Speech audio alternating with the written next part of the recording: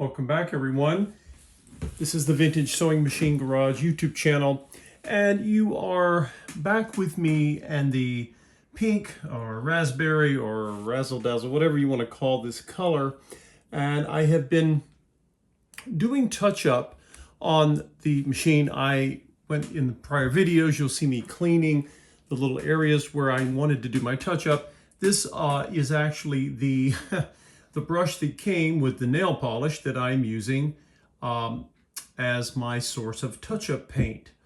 And of course, nail polish is not really, you don't polish things with it. It's a kind of paint. I don't know why it's called polish. In any case, this is the original brush that comes in the bottle that you see there. Unfortunately, this brush is a little too big. There's nothing wrong with it. It's a little too large. And even if I try hard, I'm liable to make a big blobby mess because that brush was really not designed. No surprise, it wasn't designed for paint touch-ups. It was designed for painting nails. So I'm just going to sit it over here in a sort of out of the way position.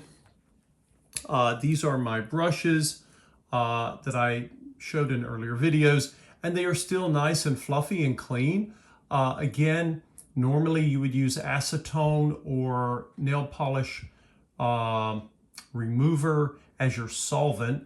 I have been using 95%, 97% pure isopropyl alcohol, and it works just fine.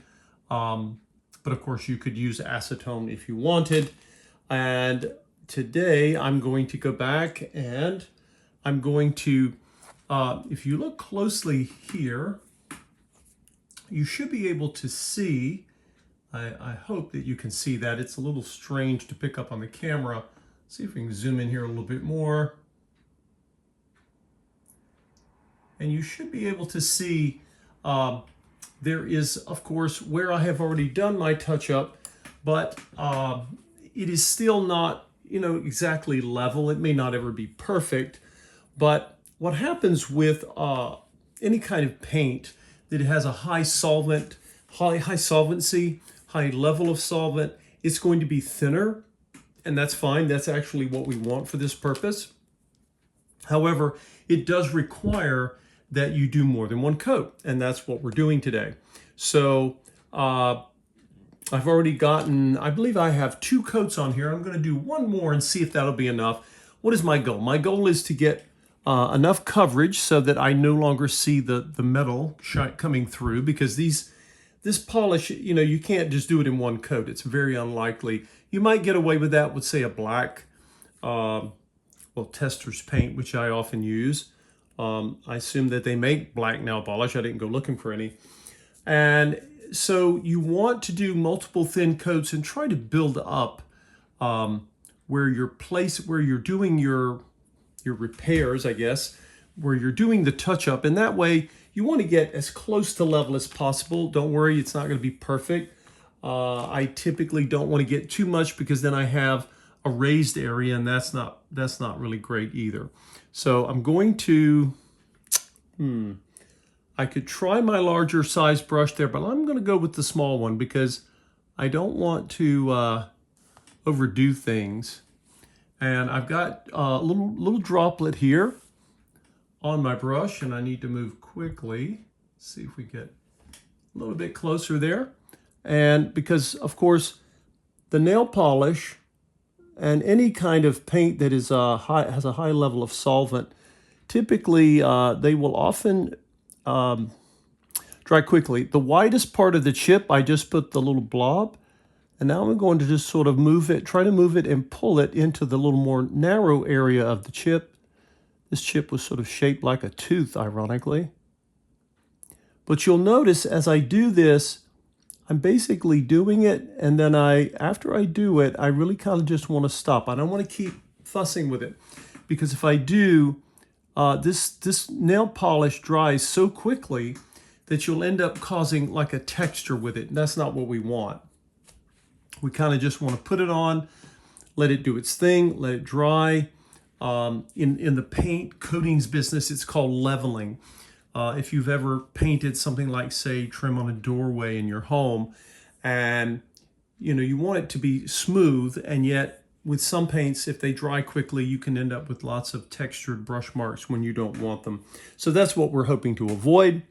There's no reason to, I used to watch my mom when she'd paint her nails, she'd blow on them. You don't have to blow on this. It's going to dry really quickly. So while I'm here in this sort of section, I think I mentioned earlier, you want to work in areas. I have multiple chips on this machine, and I only want to work in one area at a time, because if you start moving around, you're apt to forget what parts of the machine that you have touched up already. You might miss them, and you don't want to put your fingers or your elbow into a part of the machine that is still wet.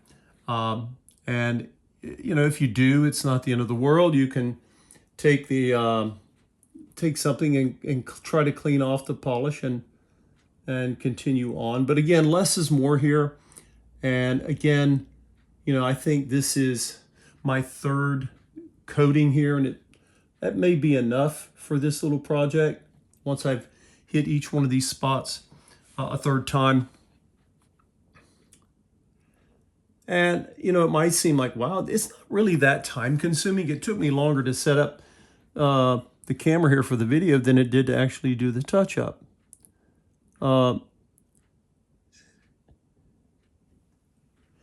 And you won't necessarily get this to be totally smooth.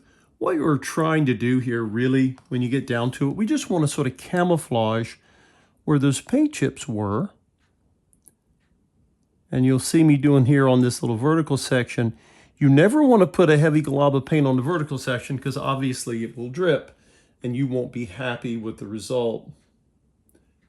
And the areas you see me touching right now with my paintbrush, I have already, those were areas I've touched up before, and I know they're clean, right? You always want to clean beforehand. We talked in one of the prior videos about how to use again, you want to use the, if you can find them, precision tip cotton swabs. These are made by Q-Tip, but normally for cleaning you only need, if I can get out of my own way here, you only need just regular run-of-the-mill generic cotton swabs. But I like these because they shred less. All right, what are we missing here? While I'm on this front section, I do remember having lifted up, and there was I'm going to change our angle here a little bit. On the front edge of the machine, which is very typical, by the way, if you're going to find chips on almost any machine, unless you're lucky, you will often find those chips right here along the front edge. And I've got some there, and I'm going to take my larger brush here and sort of pulling it out of the way because I've got the camera zoomed in. And I'm going to use a larger brush because this was a very, very large area that had chipped. So I can get away with using the large brush. I'm not worried about kind of, going crazy and getting paint in, getting the nail polish in areas that I don't want it. So I'm going to come right up to where the chip was. And again, when you're doing this, you'll see the color cover, and then you go back with a brush, and you might see the metal expose itself again. Don't stress out about that. Just take it easy, go slow. And again, what we're trying to do, it's never going to look like we had stripped it and sprayed it. We just want, basically, what we're after here is to camouflage the chips so that they blend in and they are not as obvious. Again, as I've mentioned, sometimes I have had machines many times where I've just left, they had just a few chips. I might leave them be as part of the, just the wear and tear of generations using a machine. But this is a very subjective thing. You might look at chips or scratches and think, oh, this is terrible. I need to fix them. And others of you may be okay with it, especially if you're the one that made the scratch or the chip. Either way is fine. I'm not doing this to in any way suggest that, oh, well, you need to touch up your machine, or there'll be, your machine won't look right, or there's nothing wrong with not Let's get a zoom back out here. There's nothing wrong with leaving the chips where they are. Many vintage machines will have chips and scratches. The primary thing we want to be mindful of is that whatever we do, if it's, let's say it's a machine, one of the old black Singers, those paint coatings could be very thin, and even with a chip, it might not interfere at all with your sewing, and that's fine. You just want to be mindful that with a machine like this, I really wanted to make sure that I could smooth out any rough areas that the paint chips were basically causing. And I think I'm going to clean this brush,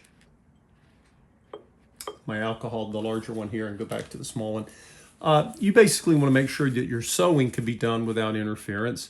And again, for some of you, you might think, well, I want it to look better.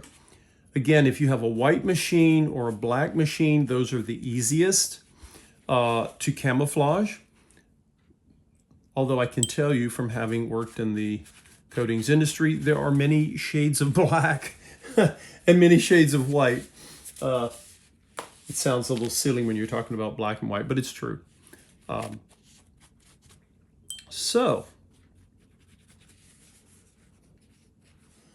And even though I'm still going to use this little brush, I'm just taking my paper towel and gently just, blotting it out. And you can see as I'm getting the polish off, because again, any kind of paint, but nail polish particularly, because it dries so quickly, it's designed to, it can gum up your brush really quickly, and that will make you unhappy when you go to use it. So keep that in mind. And we'll try to, I'm having to kind of guess where the level of the paint is in this bottle so I don't end up with half of the brush handle covered with paint. And I'm just going to come over here and just gently blot. Some of these chips are so small, I can't even really, it's not like I can even draw the brush. I just kind of have to sort of blot it and go. And when you do this, if you can blot it and blot out anything that you're trying to cover, just do that and then stop. Because again, if you fuss with it, you're going to end up with kind of a textured mess that you may not like.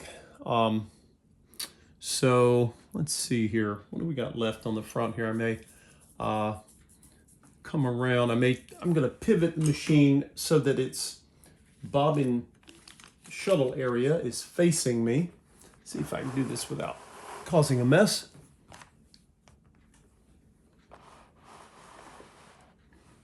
Now, we have another area here that has several chips. Again, it's not always clear to me what caused them.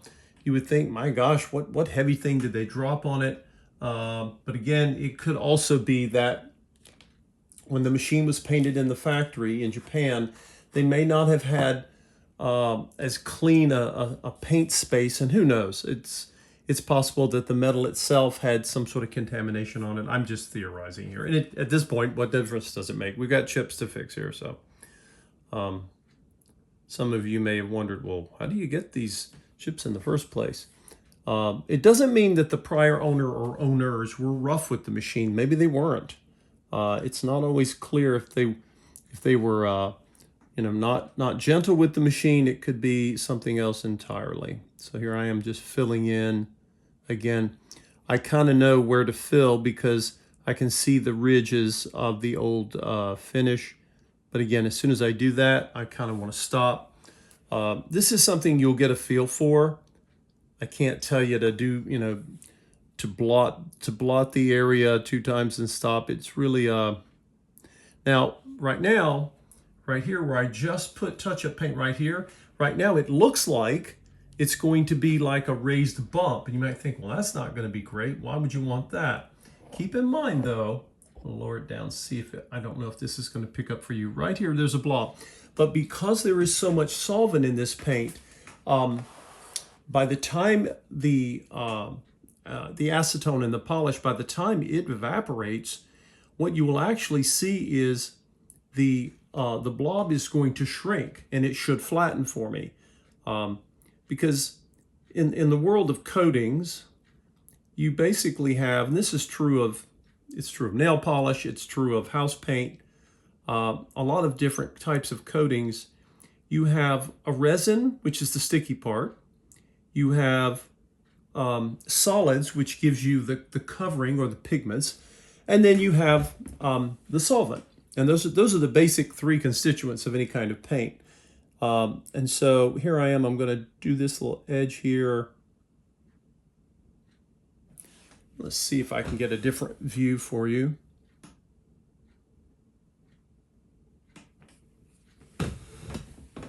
See if we can do that. Just gave you a different camera angle to see if I could capture this. I have to do this without getting in the way of myself, so I can get this hopefully touched up in a way that when it dries it looks, it doesn't look too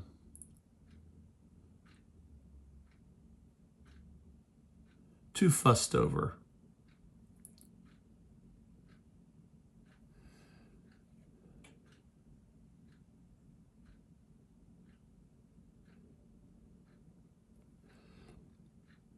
I am not an artist by trade, and I don't have a Bob Ross voice, that wonderful voice the artist Bob Ross had, if you've ever seen any of his painting shows.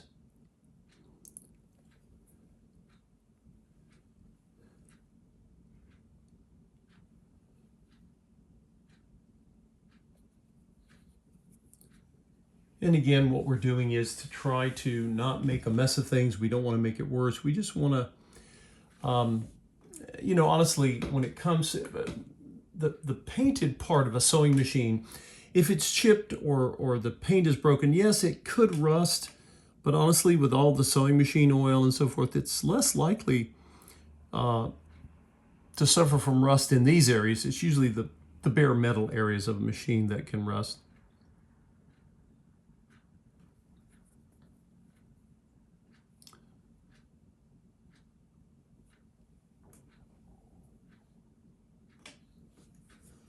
And I'm just touching different areas here. I want this machine to be smooth. I don't want it to create issues for fabric when fabric gets moved around on it. So that is the primary purpose of this. And it's aesthetic as well.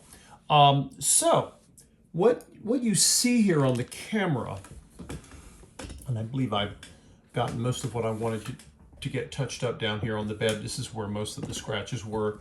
And in the light that's coming in through the window, I have very good natural light. It may look a little splotchy to you. It actually looks better on camera than it does to my eye. But of course, with paint, the angle that you look at it determines what you see. So why don't we do this? We'll come up and I'll shift the angle for you so you can get a better idea. And again, when I went to the pharmacy and was looking through their wall of colors, you know, you can see several little places here along the edge there, and then there's this large one here, right by my finger. I am pleased with this. You may not be, but if you've ever tried to touch something up, you know, it's one thing if you take an object from your home, you take it to the paint store and you ask them to custom match it. Even then they can get close. But I literally had to pick from a palette of nail polish colors. And just, you know, got lucky that there's just the right amount of yellow and blue pigments, because those are the two pigments that will move a color like pink either to a purplish side or more of a shrimp type side. So I got, you know, fairly lucky. It's not too sparkly. And I believe I'm going to be happy with this in terms of it being basically in the background, right? We're just camouflaging things. So anyway, I hope that this tutorial, if you want to call it that, has been helpful for those of you who sometimes are bothered by paint chips. I was actually more concerned with the texture of those chips because I don't have the chemistry of what the Japanese would have used in the 50s and 60s. It would have been a solvent-based paint, but it is not a shellac-based paint that Singer would have used, say, on their black machines. And paint chemistry, the companies didn't always, make it known what they were using. They were using some sort of solvent-based paints. The technology behind paint coatings has changed over the years. I suspect that the chemistry of the paint on these 50s and 60s machines would be very similar to the chemistry of automotive paint that might have been used at the time. In any case, nail polish. And let's see, in case any of you were asking, someone of you may, I know I'm going to get this question. What polish is it? I never even told you. It says Revlon, and I have no sponsor. Can you imagine me? Can you imagine me, Revlon sponsoring a sewing machine restoration channel? I don't think so. Anyway, they did not. This is it's called Revlon. If I can hold it still long enough for you to see in this light, and then the color, it says number 151. Iced mauve, or mauve, depending on how you pronounce that. Iced mauve, right? I call it, I don't know, you can call it anything you want to. Colors can have many names, and in case any of you were wondering why they give colors names, sometimes funny names, it's because it helps sell. If you simply called this pink, it wouldn't sell as much as with these names. And there's a lot of data out there that shows, and from my past career in working in color and coatings, I can tell you that naming colors helps to market them in color marketing. So anyway, again, I don't know that the folks in the nail polish industry give one hoot about sewing machine restoration. That's not why they create these products, and I am not their target market. But you know what? There you go, Revlon. I became a customer. Anyway, I hope you enjoyed this. I know from my past experience from 1950s and 60s machines, I typically see, when I see colors, they come in a variety of colors. Many of you have seen them, greens, but you often see turquoise or variations on blue-green a lot because that color was so popular in the 50s and into the 60s. But so was pink. Different shades of pink were popular in the 50s, but I don't come across as many pink or even whatever this color is, iced mauve. I don't come across as many of these from that period, and I'm a little surprised because it was such a popular color back then, but who knows? I don't know who was in charge of picking colors for sewing machines back in the day. Anyway, stay tuned for more videos. We have more videos coming, and not the least of which is I need to finish. I'm almost done with the restoration of this machine. I've cleaned it, I've lubricated it, and I just need to get her threaded, and then I will show you. I had to go in and find a replacement for the needle clamp because it was missing when I first got this machine. All of you, I appreciate you watching. If you have not, please subscribe to the channel. It is free to do so, and we will see you in the next video.